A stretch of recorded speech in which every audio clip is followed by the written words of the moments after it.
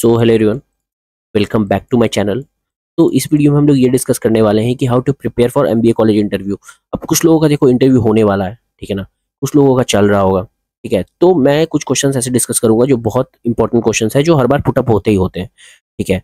और डिस्कस करते हैं इस चीज़ पे। और देखो एक डाउट और आ रहा था कि what skills one must acquire before MBA, मतलब कौन सी ऐसी स्किल सेट चाहिए जो बिफोर एमबीए आपको ले लेनी चाहिए, तो आपका काम ईजी रहेगा एमबीए में।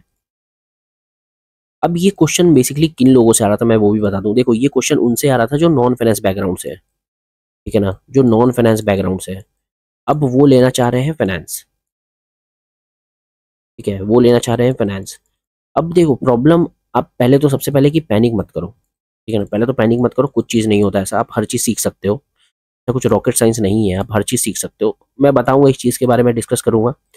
और ये तो चलो मैं नॉन फाइनेंस बैकग्राउंड की बात किया। अब बीकॉम और बीकॉम वाले बंदे और बीबीए वाले बंदे का भी ये डाउट था कि क्या प्रिपेयर करना है, कौन सा स्किल सेट चाहिए। तो ठीक है, मैं बता दूंगा, आपके लिए काम थोड़ा सा इजी रहेगा और इंजीनियरिंग बैकग्राउंड से थोड़ा सा टफ रहेगा काम, ठीक है। बट हो जाता है, चीज़ें हो जाती हैं। पहले सबसे पहले चिल करो, ठीक है, इतना ज़्यादा लोड नहीं लेना, ठीक है। अब देखो मैं आपको बताता हूँ कुछ चीज़। अब अगर आप इस चैनल से कनेक्टेड हो, अगर आप इस चैनल से कनेक्टेड हो तो ऑब्वियसली आप, आपका मतलब जर्नी बहुत आसान रहेगा, ठीक है। देखो ये मेरा एमबीए जर्नी था। अगर मैं समराइज़ करूँ अपने 2 साल को, तो ये मेरा एमबीए जर्नी था। मैंने इसी तरीके से बिताया है और मैं कहीं भी लैक नहीं करता, ठीक है ना। मैं कहीं भी लैक नहीं करता, चाहे प्लेसमेंट ले लो, चाहे कहीं भी ले लो, कुछ भी ले लो, ठीक है ना। तो मैं कहीं भी लैक नहीं करता। अब ये हुआ कैसे, तो ये स्मार्ट वर्क से होता है, ठीक है ना।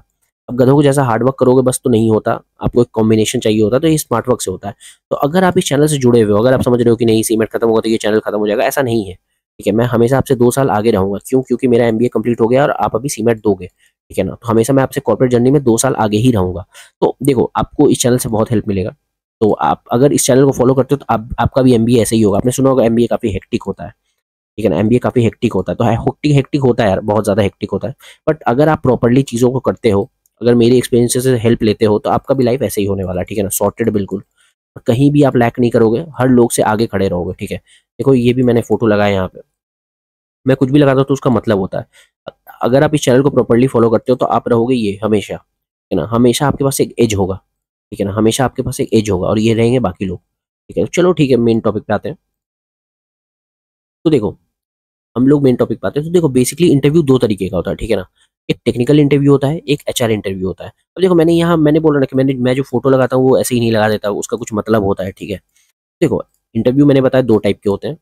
अब आपको कौन सा, मतलब आपका जो बी स्कूल में एंट्री होगी, आपकी जो बी स्कूल में एंट्री होगी, वो कौन सा इंटरव्यू होगा आपका, ठीक है। आपका डाउट होगा कि मेरा कौन सा इंटरव्यू होगा। तो देखो अगर बाई चांस आपका एक इंटरव्यू होता है, ठीक है, तो रेशियो मैं बता देता हूँ। रेशियो कैसा रहेगा, टेक्निकल पार्ट आपसे पूछेंगे 40% के आसपास, ठीक है। क्योंकि आप ऑब्वियसली आप एमबीए करने जा रहे हो, ठीक है ना, किए नहीं हो, ठीक है। तो 40% आपका टेक्निकल रहेगा और 60% आपका एचआर रहेगा, लमसम।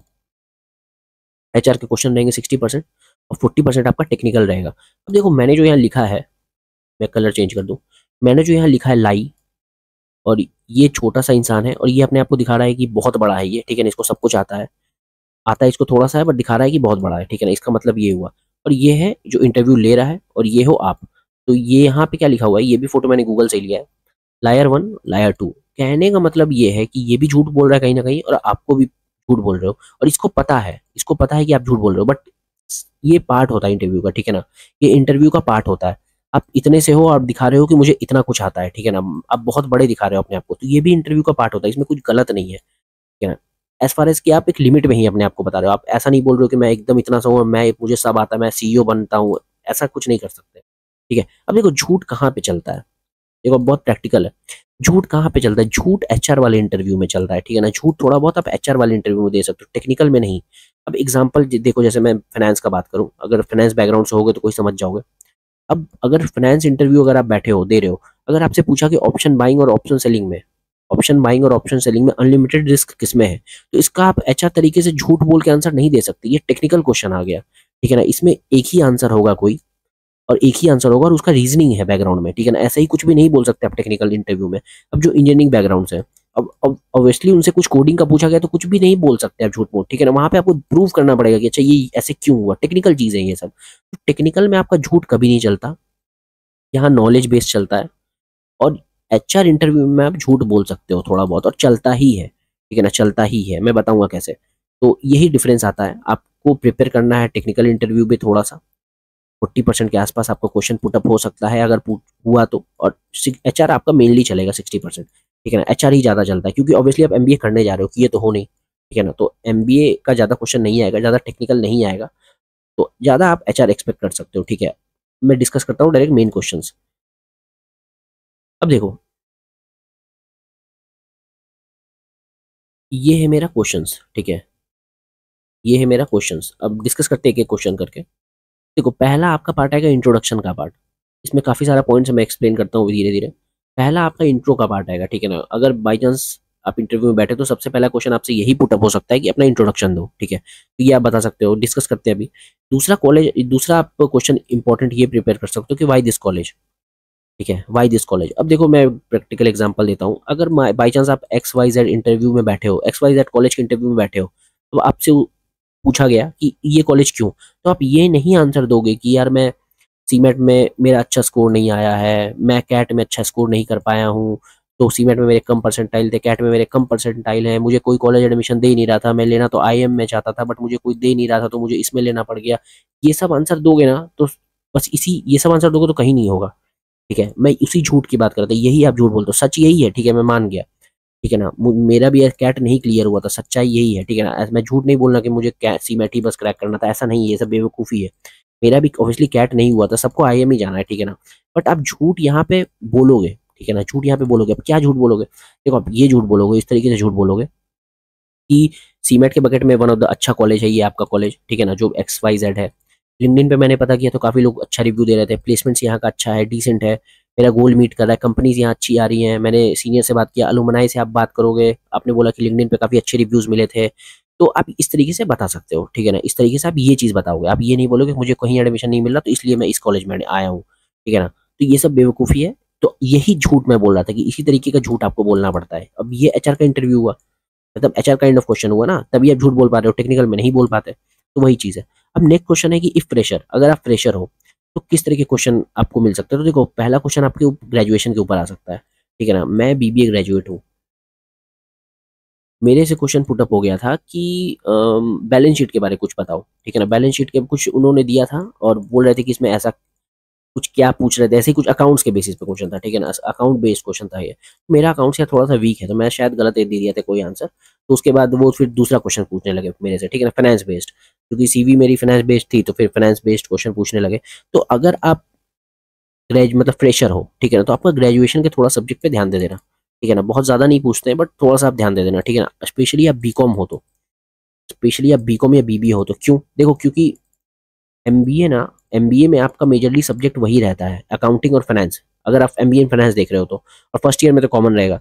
तो बीकॉम वाले से आराम से क्वेश्चन पूछा जा सकता है क्योंकि उनको पता हो कि बीकॉम वाले को आइडिया होगा सब्जेक्ट का, ठीक है ना। और बीबीए वाले से भी पूछा जा सकता है। तो और अगर आप इंजीनियर हो तो आपसे यार थोड़ा सा बेसिक क्वेश्चन पूछा जाएगा। अगर आप इंजीनियरिंग हो और एमबीए इन फाइनेंस देख रहे हो, सबसे बेसिक्स क्वेश्चन पूछा जाएगा, बहुत ज़्यादा नहीं एक्सपेक्ट करते वो।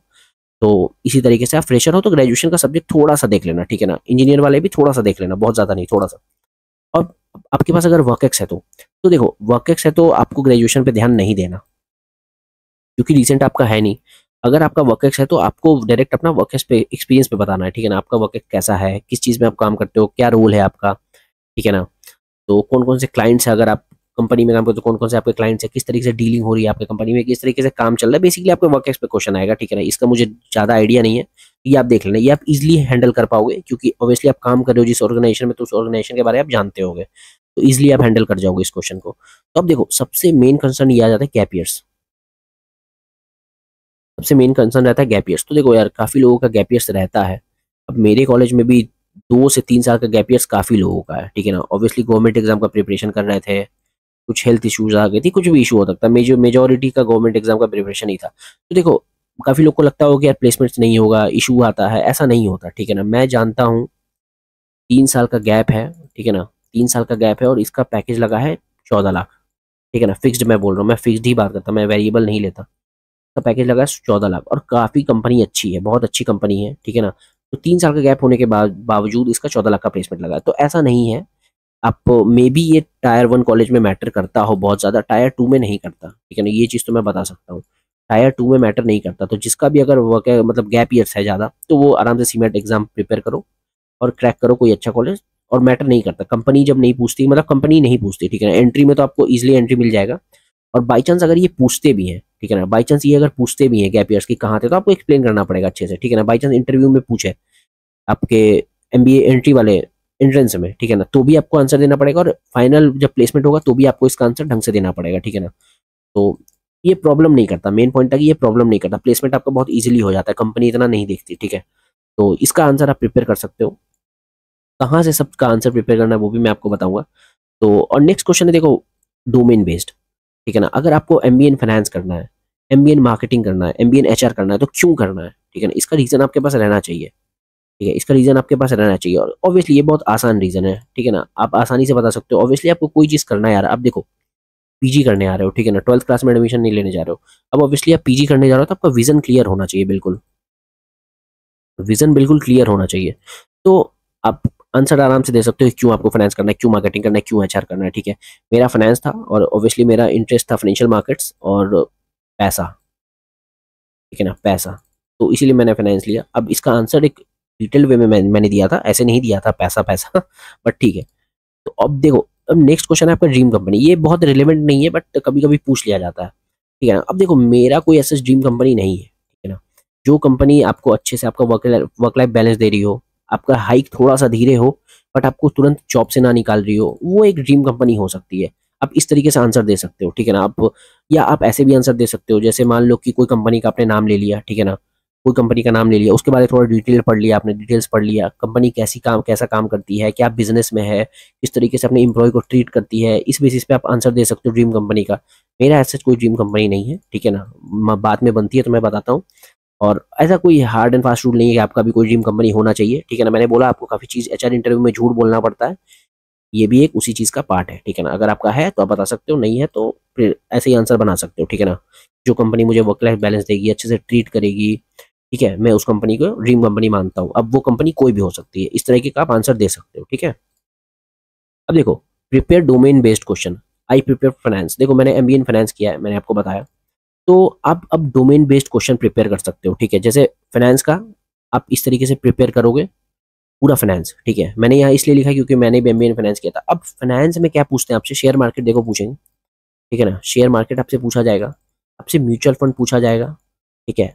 कोई मार्केट में न्यूज़ है, कोई मार्केट में न्यूज़ है फाइनेंस का रिलेटेड, फाइनेंस से रिलेटेड, तो वो आपसे पूछ लिया जा सकता है, उस पर आपका ओपिनियन मांगा जा सकता है, ठीक है। आपसे डेरिवेटिव्स के बारे में पूछा जा सकता है, ठीक है। आपसे बेसिकली ये सब का बेसिक्स पूछा जा सकता है, ठीक है ना, ये सब का बेसिक्स पूछा जा सकता है, ठीक है। तो ये सब अगर आपका फाइनेंस बेस्ड, अगर फाइनेंस बेस्ड करने वाला तो ये सब थोड़ा सा देख लेना। देखो मैंने भी एमबीए इन फाइनेंस किया, मैंने बताया। तो अगर आपको इसके ऊपर डिटेल वीडियो चाहिए तो आप मेरे को कमेंट कर सकते हो, मैं आपको बना दूंगा, ठीक है ना, बहुत अच्छे से बना दूंगा। और काफी काफी हद तक वो आपका एमबीए में भी काम आ जाएगा, ठीक है। अब किसी को मार्केटिंग लेना है, एचआर लेना है, तो वो थोड़ा सा उस तरीके से प्रिपेयर कर सकता है। इस चीज का मेरे को बेहतर आइडिया नहीं है, आप यूज लोगे गूगल का तो आपको बेहतर पता चल जाएगा, ठीक है। अब देखो इसमें हमने काफी पार्ट छोड़ दिया था, तो इंट्रोडक्शन काफी इंपॉर्टेंट होता है क्योंकि यही मेक और ब्रेक होता है। मेक और ब्रेक तो नहीं बोलेंगे बट अगर आप इम्प्रेस कर देते हो सामने वाले को, ठीक है, अगर आप इम्प्रेस कर देते हो सामने वाले को कि नहीं आपके सीवी में कुछ ढंग का है, तो वो आपसे उसी बेसिस पे क्वेश्चन पूछते हैं। देखो मैं बताता हूँ, मेरे से क्वेश्चन आईएफएमआर में मेरे से क्वेश्चन आईएफएमआर में पूरा इंट्रोडक्शन के बेसिस पे चला, ठीक है। आप जैसे ही इंट्रो बोलते हो ना, जैसे आप कहाँ से हो, क्या हो, नाम वगैरह बोले, ठीक है, वो तो हो गया। उसके बाद आप बोलते हो कि मैंने ये सर्टिफिकेशन किया है, मेरा ग्रेजुएशन में ये है, मैं इसलिए एमबीए करना चाहता हूँ, ठीक है, बस इसी से क्वेश्चन आ जाएगा, ठीक है ना। आप ग्रेजुएशन कौन सा सर्टिफिकेट किए उससे थोड़ा सा क्वेश्चन आएगा, ठीक है। ग्रेजुएशन में क्या किया उससे क्वेश्चन आएगा, जो मैंने यहाँ पे एक्सप्लेन किया आपको, ठीक है ना, ग्रेजुएशन वाला। यहाँ पे आप क्यों एमबीए करना चाहते हो, जैसे मैंने आप मान लो आपने बोला फाइनेंस में करना चाहता हूँ मैं एमबीए, ठीक है, बस वहीं से आपका क्वेश्चन स्टार्ट हो जाएगा। तो इंट्रोडक्शन इस तरीके से प्रिपेयर करो कि आप उसके लिए तैयार हो, ठीक है ना। जो जो पॉइंट्स आप इंट्रोडक्शन में लिखे हो आप उसके लिए तैयार हो बिल्कुल, ठीक है, क्योंकि उसी से ज्यादा चांसेस है क्वेश्चन आए। क्योंकि ऑब्वियसली यार देखो आप एंट्री लेने जा रहे हो बी स्कूल में, आपको नहीं आता सब चीज, ठीक है ना, तो आप जो चीज इंट्रोडक्शन में बोलोगे वो उसी से क्वेश्चन पूछेंगे। ये होता है 80% ऑफ द टाइम्स, ठीक है ना। वेलिंकर में भी ऐसा ही हुआ था शायद, ये होता है 80% ऑफ द टाइम्स, ठीक है। तो अपना इंट्रोडक्शन अच्छे से प्रिपेयर करो। अब देखो स्ट्रेंथ एंड वीकनेस, अब आप कुछ भी स्ट्रेंथ एंड वीकनेस नहीं बोल सकते, ठीक है ना, उसको एक्सप्लेनेशन देना पड़ेगा, एक एग्जाम्पल देना पड़ेगा आपको, ठीक है ना, एक एग्जाम्पल देना पड़ेगा। मैं बताऊंगा कैसे होता है ये सब, आप कहाँ से प्रिपेयर करोगे मैं बताऊंगा, ठीक है ना। ये क्वेश्चन नोट कर लेना, आप सारा क्वेश्चन नोट कर लो, ठीक है। अब एक है where do you see yourself 5 years down the line, ठीक है। अब आप आने वाले 5 साल में अपने आप को कहाँ देखते हो? देखो, एक तो बेवकूफ़ों वाला आंसर होता है, कोई बोलता है कि मैं अपने आप को सीईओ देखना चाहता हूँ इस कंपनी का, यार ऐसा नहीं होता, ठीक है ना। ये सब बेवकूफ़ों वाला आंसर मत दो। ये ऐसा आंसर दोगे कि मैं इस पर्टिकुलर फील्ड में नॉलेज बहुत ज़्यादा गेन करना चाहता हूँ, और मैं इस फील्ड को बहुत अच्छे से समझना चाहता हूँ, और मैं इस पोजीशन पे काम करना चाहता हूँ, और इस तरीके से आप आंसर दे सकते हो। मतलब एक नॉर्मल आंसर दोगे, ठीक है ना, एक नॉर्मल आंसर दोगे, भले ही आपको जॉब छोड़ के बिजनेस करना हो, बट आप ये चीज़ नहीं बोलोगे। इससे ये इंप्रेशन बैठ जाता है, इससे ये इंप्रेशन बैठ जाता है कि लड़का इम्पेशेंट है, कभी जॉब करने लगता है, कभी तुरंत बिजनेस करने लगता है, और कोई भी कंपनी ये नहीं चाहती कि आप अपना खुद का बिजनेस खोल लो, ठीक है। तो इस तरीके का आंसर नहीं दोगे आप, ठीक है।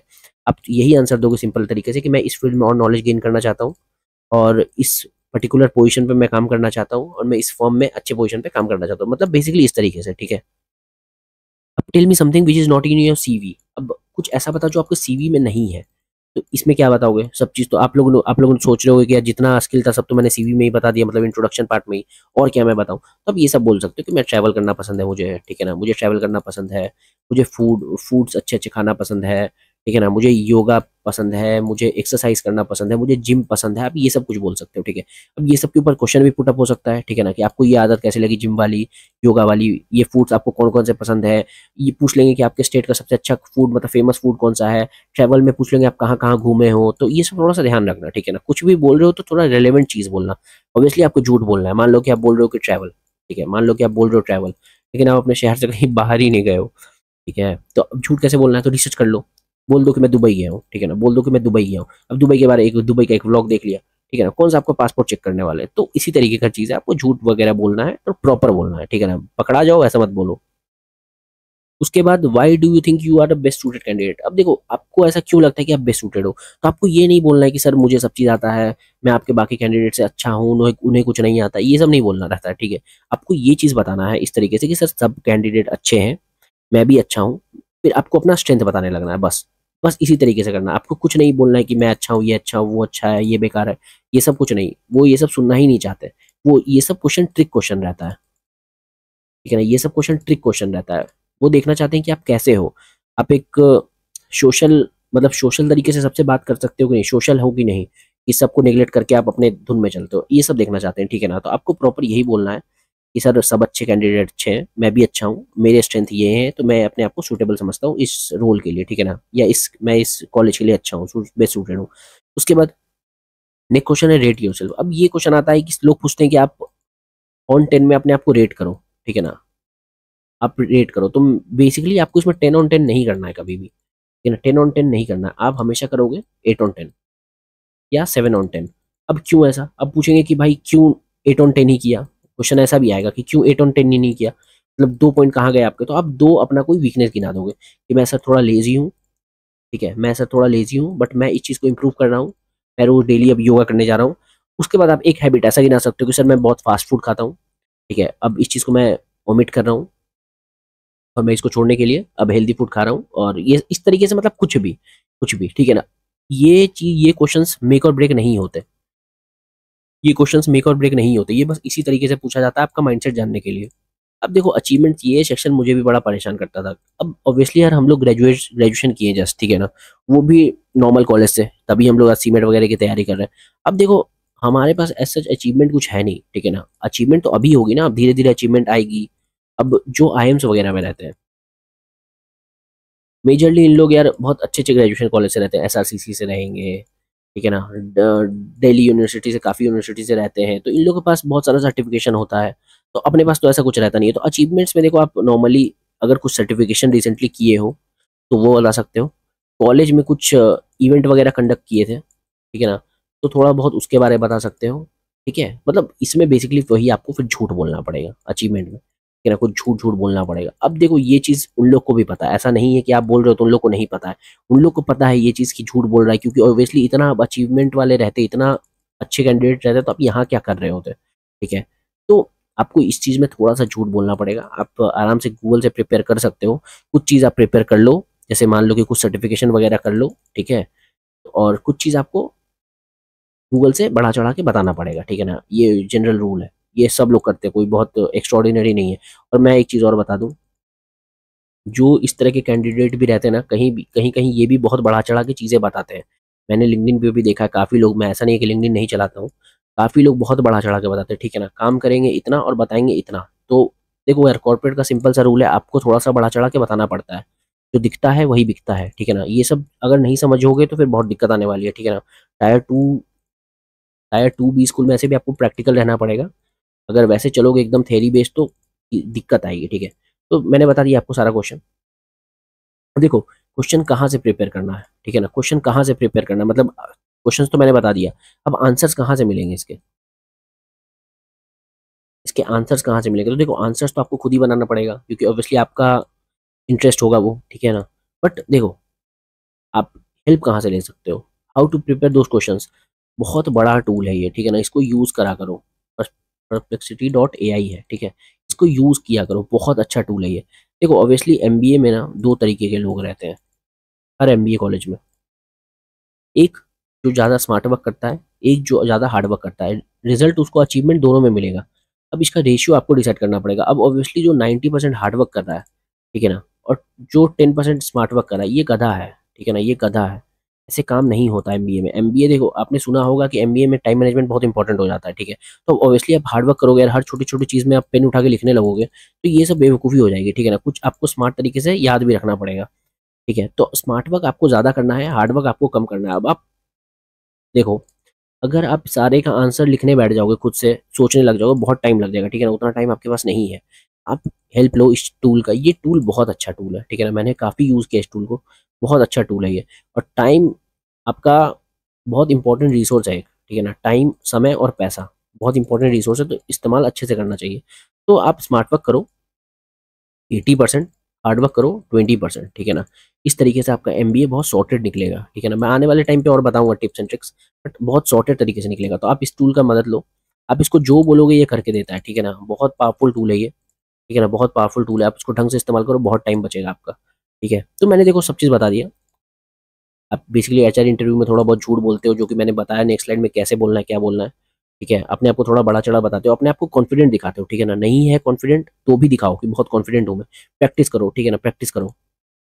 आप प्रैक्टिस कर सकते हो, ठीक है, क्वेश्चंस का प्रैक्टिस कर सकते हो खुद में बोल के। क्वेश्चंस हमने सारे देख लिए, कौन कौन से क्वेश्चंस थे, ये सारे क्वेश्चंस मैंने आपको बता दिया। तो आप देख लेना, इसको प्रिपेयर कर लेना ढंग से।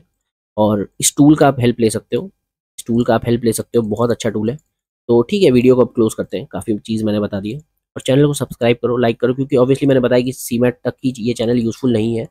मैं आपसे जर्नी में 2 साल आगे हूँ और हमेशा 2 साल आगे ही रहूँगा, ठीक है। और आप मेरे से हेल्प ले सकते हो, काफ़ी चीज़ में मेरे से हेल्प लग सकते हो। ऑब्वियसली मैं जिस चीज़ को 5 घंटे में करूँगा, आपको बताने के बाद आप वो चीज़ को 2 घंटे में कर लोगे, ठीक है। तो क्यों अपना टाइम वेस्ट करोगे यार, अपना टाइम बचाओ और क्या।